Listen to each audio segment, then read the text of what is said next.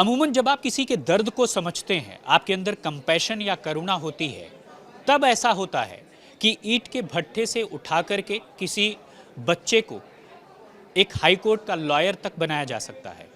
किसी को चाय की दुकान से उठा करके बहुत नागरिक और मुख्य धारा में उसे लाया जा सकता है। ऐसे में करुणा या कंपैशन को सिर्फ देश ही नहीं बल्कि विश्व पटल पर ले जाने के लिए नोबेल शांति पुरस्कार विजेता कैलाश सत्यार्थी जी हैं मेरे साथ बातचीत करने के लिए। सबसे पहले ये जानना चाहूंगा कि करुणा या कंपैशन इतनी जरूरी क्यों है? आज की दुनिया में जिस तरह बिखराव, विभाजन, हिंसा, घृणा ये बढ़ रहे हैं, जहाँ जो गवर्नेंस के, शासन के अंतर्राष्ट्रीय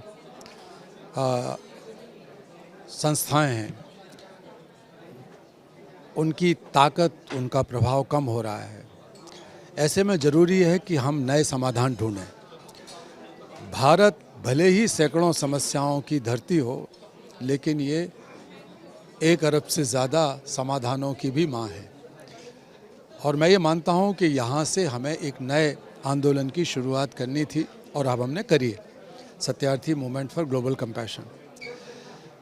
कंपैशन या करुणा की ज़रूरत इसलिए है कि हम एक दूसरे के साथ जो जुड़ाव है, जो कनेक्शन है, उसको मजबूत करें। अभी जो समस्याओं के, दुखों के शिकार हैं, पीड़ित हैं, उनके बीच और जो समस्याओं के समाधान करने के लिए लोग हैं, चाहे सत्ता में हों, समाज में हों, व्यापार जगत में हों, उनके बीच में जो कड़ी है वो कमज़ोर कड़ी है। उसमें सब हानि लाभ देखते हैं, अपना फ़ायदा नुकसान देखते हैं। ज़रूरी है कि जिस तरह माँ अपने बच्चे की परेशानी में, दुख दर्द में सब कुछ भूल कर उसके दुख दर्द को अपना समझ के और हर संभव प्रयास करती है कि उसे दूर किया जाए, देर भी नहीं लगाती। जो तत्परता है, जो समाधान करने की इच्छा शक्ति है, संकल्प है और जो काम है वो तुरंत करती है वो माँ।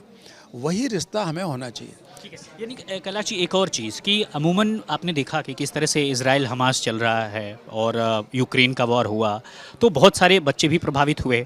अमूमन अपने देश की अगर बात करें तो ऐसे बच्चे कितने हैं या उनकी संख्या क्या है जिनको आपको लगता है कि वैसे तो करुणा या कंपैशन की ज़रूरत सबको है, लेकिन ऐसे वल्नरेबल क्लास कौन कौन से हैं जिनको आपको लगता है कि तत्काल आपके मूवमेंट से फ़ायदा होगा? देखिए, हमारे मूवमेंट जो दूसरे चल रहे हैं इतने साल से, 4 साढ़े 4 दशाब्दियाँ हो गई, उतने दशकों से जो हो रहा है उनका फ़ायदा बच्चों को है। जो सबसे ज़्यादा उत्पीड़ित हैं, पीछे धकेले गए हैं, उन बच्चों को हो रहा है। और दुनिया भर में भी हम काम कर रहे हैं तो वहाँ के बच्चों को भी हो रहा है। लेकिन अब ये समय आ गया है जब हम दुनिया को जोड़ने के नए तरीके खोजें। और करुणा का अर्थ है कि हम दूसरों के दुख दर्द को अपना समझते हुए, महसूस करते हुए उसका समाधान करें। चुपचाप ना बैठ जाएं, रोने ना लगें कि दूसरे के दुख दर्द में हम भी रोने लगें। संवेदना में ऐसा होता है कि हम दूसरे के दुख में इतना डूब जाते हैं कि खुद ही रोने लगते हैं। सहानुभूति में इतना होता है कि हम किसी के दुख को देखते हैं, कहते हैं यार बुरा हुआ, चल देते हैं आगे। लेकिन करुणा में समाधान निहित है, करुणा में कर्म निहित है।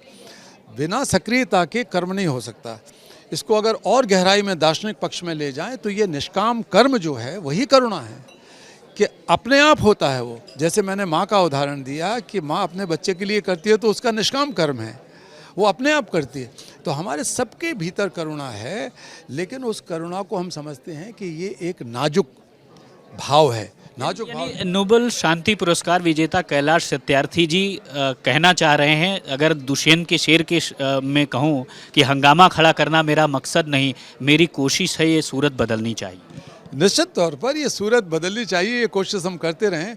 लेकिन अब उस सूरत को बदलने का हमने नया आंदोलन शुरू किया है और उसके पीछे मकसद यही है कि हर तरह की टूटन, बिखराव, विभाजन, हिंसा, युद्ध, हर तरह की जो मानवीय मूल्य हैं जिनका ह्रास हो रहा है, उसको रोका जाए और बदले में लोग महसूस कर सकें कि वो खुद एक करुणामय नेतृत्व के रूप में उभर के आसपास की और पूरी दुनिया की समस्याओं के समाधान बन रहे हैं।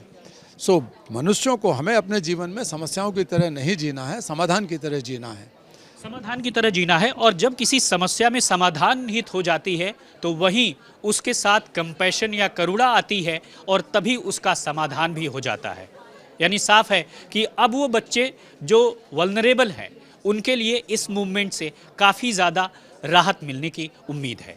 नासिर के साथ राम किंकर सिंह, आज तक के लिए।